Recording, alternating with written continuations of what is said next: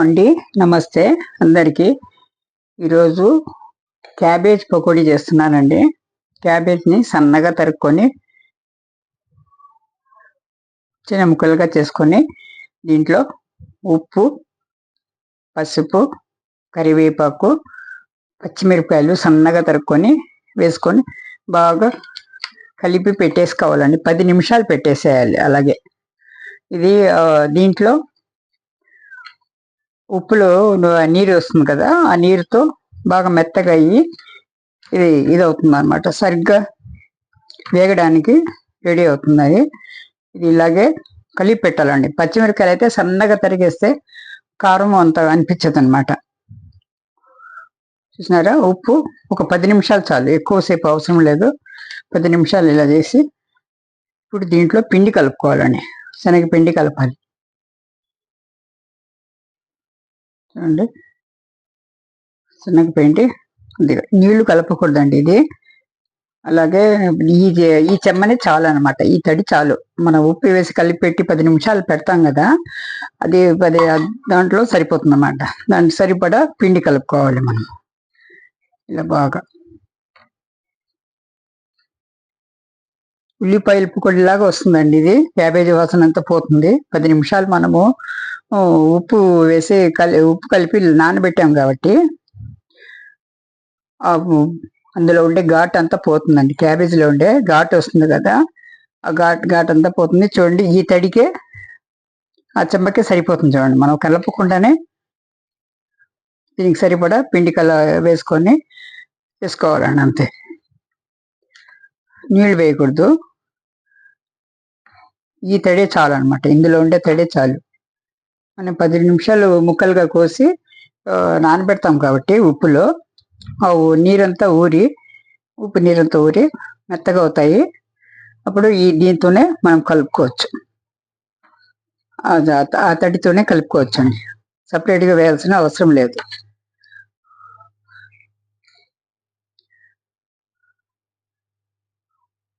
సరిపడా ఉప్పు అంతా సరిగ్గా వేసుకోవాలండి. ఎక్కువ వేయకూడదు, బాగోదు. ఇప్పుడు ఆయిల్ పెట్టాను. మీడియం దీంట్లో పెట్టాను అనమాట. ఎక్కువ ఆయిల్ వేడి కాకూడదు. వేడి అయితే తొందరగా మాడిపోతాయి ఇవి. మీడియం ఫ్లేమ్లో పెట్టి నెమ్మదిగా వేయించుకోవాలండి. ఇలా చూస్తారా,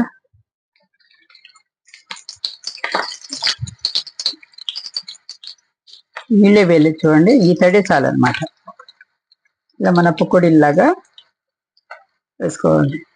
ఉల్లిపాయల పకోడీలాగా వస్తుందండి. ఉల్లిపాయల పకోడీ కంటే బాగానే ఉంటుంది. అప్పుడప్పుడు ఇది చేసుకున్నామంటే కాస్త వెరైటీగా ఉంటుంది అనమాట. చూడండి, వేసిన వెంటనే కలపకూడదండి. ఒక 2 నిమిషాలు వేసి వేగనివ్వాలన్నమాట. అప్పుడే కలపాలి, తిప్పాలన్నమాట. వెంటనే వేసిన వెంటనే చేయకూడదండి. నూనె మీడియంలో ఉంచుకోండి. మరీ లోలో వద్దు, మరీ హైలో వద్దు. హైలో అయితే మాడిపోతుంది. లోలో ఉంచితే నూనె ఎక్కువ పీల్చుతుందండి. ఇలా మీడియంలో ఉంటే సరిసమానంగా నూనె పీల్చదు అనమాట ఈ పకోడీలు. చూడండి, ఈ కలర్ వచ్చినప్పుడు తీసేయాలండి. బంగారు రంగు, గోల్డెన్ కలర్ వచ్చినప్పుడు తీసేయాలి. ఇది వేడిలో కొద్దిగా వేగుతుంది. అందుకని కొంచెం ముందుగానే తీసేస్తే ఇలా జాలి దీంట్లో మనం పెట్టుకున్నామంటే నూనె అంతా 1-2 డ్రాపులు, ఎక్కువ లాగదు కానీ 1-2 డ్రాపులు అయితే ఇవికి వచ్చేస్తాయండి. ఇలా ఇవన్నీ వేసి ఇలా పెట్టుకోవాలన్నమాట. ఇప్పుడు రెండో వాయినం వేస్తున్నాను.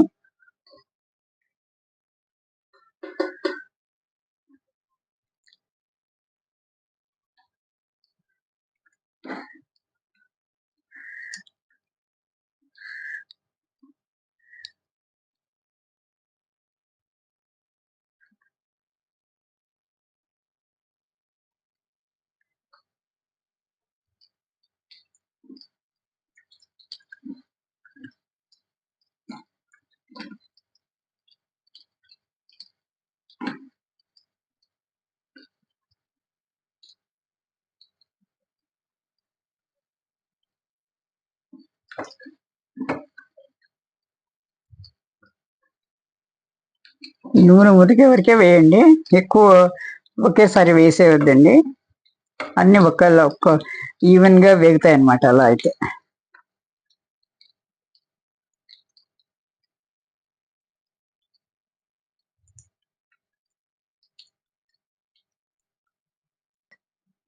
అంటే అయిపోయి వచ్చింది. కొద్దిగా కలరు గోల్డెన్ కలర్ తిరుగుతున్నలోగా తీసేయాలన్నమాట. సరిగ్గా అప్పుడు ఇది ఇది వేడిలో ఉల్లిపాయలాగా కొద్దిగా వేగుతుంది. తీసిన తర్వాత కూడా వేడిలో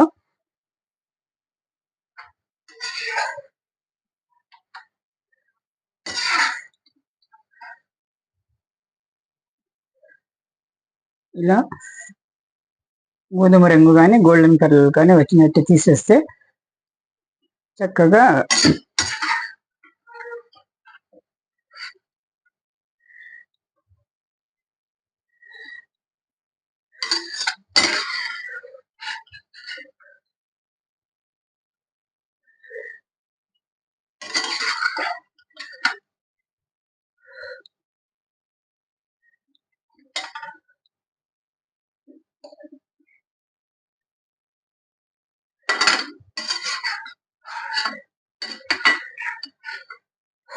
ఇలా తీసి మనం జాలి దీంట్లో వేసుకున్నామంటే నువ్వు ఆ డ్రాప్ మిగిలిన డ్రాప్ కూడా కిందికి దిగిపోతుందండి నూనె.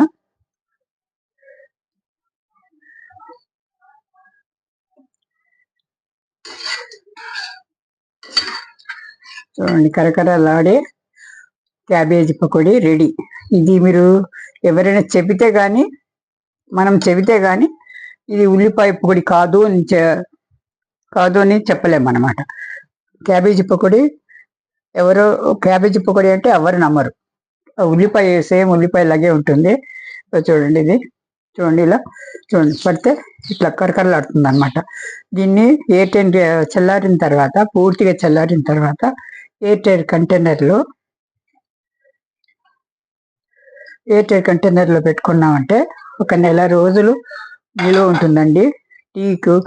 టీ టైంలో స్నాక్గా కానీ, మనం పప్పుచారు చేసుకున్నప్పుడు రసంలో కానీ, మన పలచటి ఇది చేసుకుంటాం కదా కూరలు, అందులో చాలా చాలా బాగుంటాయండి ఇవి. ఈవినింగ్ స్నాక్ టైం కూడా పిల్లలకు ఇవ్వచ్చు అనమాట. చక్కగా బాగుంటుంది ఇది. ఇప్పుడు నేను వేసిన కారం సరిపోయింది.